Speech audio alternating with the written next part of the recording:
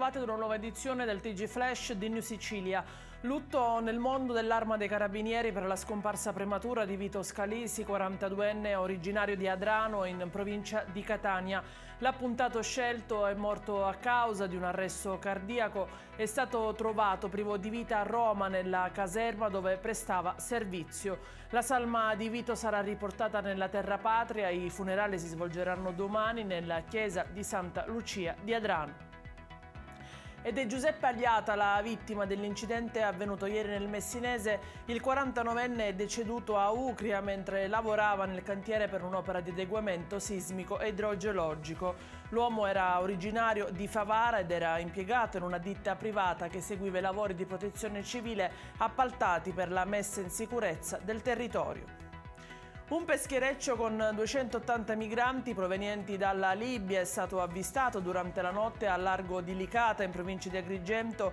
I migranti sotto costa sono stati trasbordati sulle motovedette e condotti fino al molo di Porto Empedocle, dove sono stati fatti sbarcare. Sono stati sistemati tutti per le procedure di identificazione e per i controlli sanitari nella tensostruttura di Porto Empedocle. La procura ha aperto intanto un'indagine per cercare di identificare gli scafisti.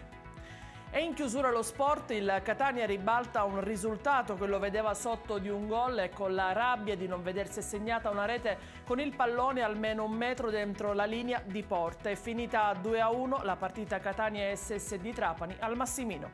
È tutto per questa edizione, prossimi aggiornamenti alle ore 20.